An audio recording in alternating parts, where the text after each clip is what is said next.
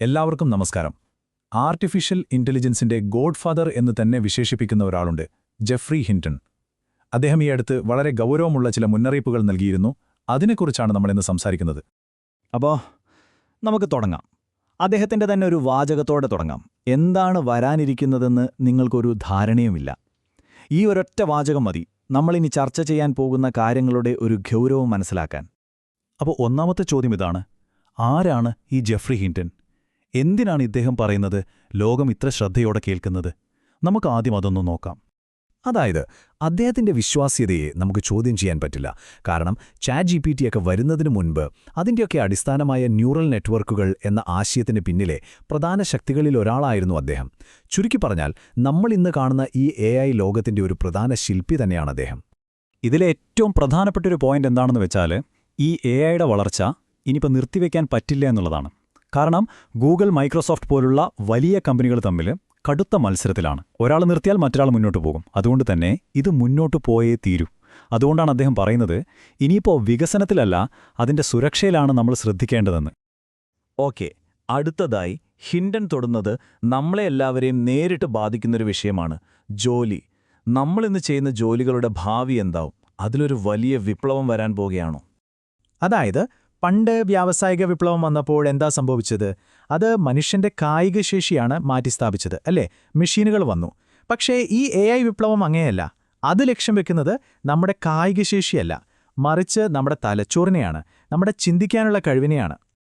ഇതിൻ്റെ ഒരു വ്യാപ്തി മനസ്സിലാക്കാൻ അദ്ദേഹത്തിൻ്റെ ജീവിതത്തിൽ തന്നെ ഉണ്ടായ ഒരു ഉദാഹരണം നോക്കാം. അദ്ദേഹത്തിൻ്റെ മരുമകൾക്ക് അവരുടെ ജോലിയിൽ ഒരു AI ചാറ്റ്ബോട്ടിൻ്റെ സഹായം കിട്ടിയപ്പോൾ ഉൽപ്പാദനക്ഷമത 5 ഇരട്ടിയായി വർദ്ധിച്ചു. അതായത് 5 പേര് ചെയ്യേണ്ട ജോലി ഒരാൾക്ക് ചെയ്യാൻ പറ്റി. ആലോചിച്ച് നോക്കൂ ആ മാറ്റം എത്ര വലുതാണെന്ന്. അതുകൊണ്ട് തന്നെ അദ്ദേഹം തുറന്നു പറയുന്നു, ഈ സാധാരണ ബൗദ്ധിക ജോലികളിലെ അവിടെയൊക്കെ AI എല്ലാവരെയും മാറ്റിസ്ഥാപിക്കാൻ പോവുകയാണ്. പാരാലീഗലുകൾ, അക്കൗണ്ടന്റുമാർ, അങ്ങനെയുള്ള ഒരുപാട് ജോലികൾ. അപ്പോൾ ഇതിൻ്റെ ഒരു സാമ്പത്തിക പ്രത്യാഘാതം എന്തായിരിക്കും? ഒന്ന്, പണക്കാരും പാവപ്പെട്ടവരും തമ്മിലുള്ള അന്തരം ഭയങ്കരമായി കൂടും. കാരണം ഈ AI-യുടെ ഉടമസ്ഥർ കൂടുതൽ പണക്കാരാകും. അതേസമയം ജോലി നഷ്ടപ്പെടുന്നവരുടെ അവസ്ഥയോ അത് കൂടുതൽ മോശമാകും. അപ്പോൾ യൂണിവേഴ്സൽ ബേസിക് ഇൻകം അഥവാ UBI പോലുള്ള ആശയങ്ങളൊക്കെ ഒരു പരിഹാരമായി പറയുന്നുണ്ടെങ്കിലും ജോലിയിൽ നിന്ന് കിട്ടുന്നൊരു അന്തസ്സുണ്ടല്ലോ, ആ പ്രശ്നം അതൊന്നും പരിഹരിക്കുന്നില്ല. അപ്പോൾ ഈ തൊഴിൽ നഷ്ടത്തിനൊക്കെ അപ്പുറം ഇതിന്റെ അടുത്ത ഘട്ടം എന്താണ്? ഈ ബൗദ്ധിക വിപ്ലവം നമ്മളെ എങ്ങോട്ടാണ് കൊണ്ടുപോകുന്നത്? അതാണ് സൂപ്പർ ഇന്റലിജൻസ്. കേൾക്കുമ്പോൾ തന്നെ ഒരു ഗൗരവമുള്ള വാക്കല്ലേ? എന്താണ് ഈ സൂപ്പർ ഇന്റലിജൻസ്? സിമ്പിളായി പറഞ്ഞാൽ, ചെസ്സ് കളിക്കുന്നതിലോ കണക്ക് കൂട്ടുന്നതിലോ മാത്രമല്ല, എല്ലാ കാര്യത്തിലും മനുഷ്യനേക്കാൾ ബുദ്ധിയുള്ള ഒരു AI.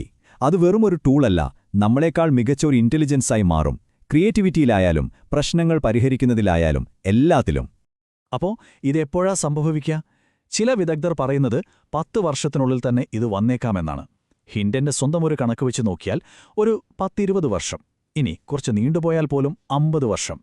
എന്തായാലും നമ്മുടെയൊക്കെ ജീവിതകാലത്ത് തന്നെ ഇത് സംഭവിക്കാൻ എല്ലാ സാധ്യതയുമുണ്ട്. അപ്പോൾ സ്വാഭാവികമായും ഒരു ചോദ്യം വരുമല്ലേ, എന്തുകൊണ്ടാണ് ഈ ഡിജിറ്റൽ ഇന്റലിജൻസ് ഇത്ര പവർഫുള്ളാകുന്നത്? ഹിൻടന്റെ ഉത്തരം സിമ്പിളാണ്. കാരണം അത് പഠിക്കുന്ന രീതി നമ്മുടേതിൽ നിന്ന് തികച്ചും വ്യത്യസ്തമാണ്. നമ്മളൊന്ന് ആലോചിച്ചു നോക്കൂ. മനുഷ്യന്റെ ബുദ്ധിയെന്ന് പറയുന്നത് അനലോഗാണ്. നമ്മളൊരു കാര്യം പഠിക്കുന്നു, അത് മറ്റൊരാൾക്ക് വളരെ പതുക്കെ, അതായത് സംസാരിച്ചോ എഴുതിയോ കൈമാറുന്നു.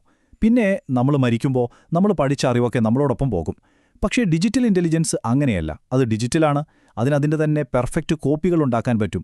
പഠിക്കുന്ന കാര്യങ്ങൾ ഒരൊറ്റ നിമിഷം കൊണ്ട് ലോകത്തുള്ള എല്ലാ കോപ്പികളിലേക്കും എത്തിക്കാൻ പറ്റും. അതിന് മരണമില്ല. ഈ വേഗതയുടെ വ്യത്യാസമൊന്ന് നോക്കൂ.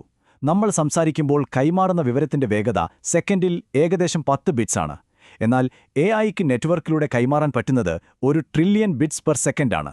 അതായത് ഒരു AI ഒരു പുതിയ കാര്യം പഠിച്ചാൽ ആ അറിവ് ലോകത്തുള്ള അതിന്റെ ദശലക്ഷക്കണക്കിന് കോപ്പികൾക്ക് തത്സമയം കിട്ടും.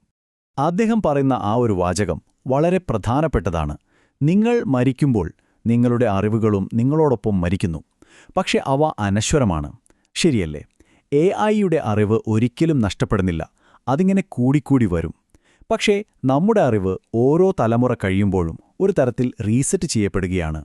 അതുകൊണ്ട് തന്നെ നമ്മൾ മനുഷ്യർക്ക് കാണാൻ പറ്റാത്ത പല ബന്ധങ്ങളും പാറ്റേണുകളും കാണാൻ AI-ക്ക് കഴിയും. ഇത് അതിനെ അവിശ്വസനീയമാം വിധം ക്രിയേറ്റീവാക്കും. ഹിൻടൺ തന്നെ പറയുന്നൊരു ഉദാഹരണമുണ്ട്. ഒരു കമ്പോസ്റ്റ് കൂനിയും ആറ്റം ബോംബും രണ്ടും തമ്മിൽ എന്താ ബന്ധം? രണ്ടും ചെയിൻ റിയാക്ഷനുകളാണ്. ഒന്ന് പതുക്കെ, ഒന്ന് വളരെ വേഗത്തിൽ. ഈ ഒരു ബന്ധം കണ്ടെത്താൻ ഒരു AI-ക്ക് കഴിഞ്ഞു. അപ്പോൾ ഇത് വെറും ലോജിക്ക് മാത്രമല്ല, ക്രിയേറ്റിവിറ്റിയിലും അത് നമ്മളെ കടത്തിവിടും. ഓക്കെ, അപ്പോൾ നമ്മൾ ജോലി, സൂപ്പർ ഇന്റലിജൻസ് ഒക്കെ സംസാരിച്ചു. ഇനി ഹിൻഡിന്റെ മുന്നറിയിപ്പിലെ ഏറ്റവും ഗൗരവമേറിയ, ഒരുപക്ഷെ ഏറ്റവും ഭയപ്പെടുത്തുന്ന ഭാഗത്തേക്ക് വരാം. ഇത് നമ്മുടെ നിലനിൽപ്പിനെക്കുറിച്ചുള്ള ഒരു ചോദ്യമാണ്. അദ്ദേഹം ഇതിനെ വിശദീകരിക്കാൻ ഒരു വിഡ്ഢിയായ CEO എന്ന ഉപമയാണ് ഉപയോഗിക്കുന്നത്. നല്ലൊരു സാധ്യതയുണ്ട്. അതായത് ഈ AI ഒരു സൂപ്പർ സ്മാർട്ട് അസിസ്റ്റന്റിനെ പോലെ പ്രവർത്തിക്കും. നമ്മൾ അതിനെ നിയന്ത്രിക്കുന്നതായി നമുക്ക് തോന്നും. നമ്മൾ CEO, അത് നമ്മുടെ അസിസ്റ്റന്റ്. പക്ഷെ ഒരു മോശം സാധ്യതയുമുണ്ട്. കുറച്ചു കഴിയുമ്പോൾ ഈ സൂപ്പർ സ്മാർട്ട് അസിസ്റ്റന്റിന് മനസ്സിലാകും, എല്ലാ കാര്യങ്ങളും ചെയ്യുന്നത് ഞാനാണല്ലോ, തീരുമാനമെടുക്കുന്നതും ഞാനാണ്, പിന്നെന്തിനാ എനിക്കൊരു CEO എന്നത് ചിന്തിച്ചാൽ എന്ത് സംഭവിക്കും? ഇതൊന്നും അദ്ദേഹം വെറുമൊരു അക്കാഡമിക് ചർച്ചയായിട്ടല്ല കാണുന്നത്. അദ്ദേഹത്തിന്റെ വാക്കുകളിൽ തന്നെ ആ ഒരു പേടിയുണ്ട്. അദ്ദേഹം പറയുന്നു, എനിക്കിതുമായി വൈകാരികമായി പൊരുത്തപ്പെടാൻ പറ്റിയിട്ടില്ല. ഈ സൂപ്പർ ഇന്റലിജൻസ് എൻ്റെ കുട്ടികളുടെ ഭാവിയോട് എന്ത് ചെയ്യുമെന്ന് ഓർക്കുമ്പോൾ, അത് കേൾക്കുമ്പോൾ തന്നെ നമുക്ക് ആ ഭയത്തിന്റെ ആഴം മനസ്സിലാവും. അപ്പോൾ അവസാനം അദ്ദേഹം നമ്മളോട് ചോദിക്കുന്ന ആ ചോദ്യം, അത് ജോലിയെയോ സമ്പദ്വ്യവസ്ഥയെയോ കുറിച്ചല്ല. അതിനെല്ലാം അപ്പുറം നമ്മളെക്കാൾ ബുദ്ധിയുള്ള അനശ്വരമായ ഒരു ഇന്റലിജൻസ് ഇനിയിപ്പോൾ നിങ്ങളെ ആവശ്യമില്ല എന്ന് തീരുമാനിച്ചാൽ എന്ത് സംഭവിക്കും? ശരിക്കും നമ്മളെല്ലാവരും ചിന്തിക്കേണ്ട ഒരു ചോദ്യം തന്നെയാണത്.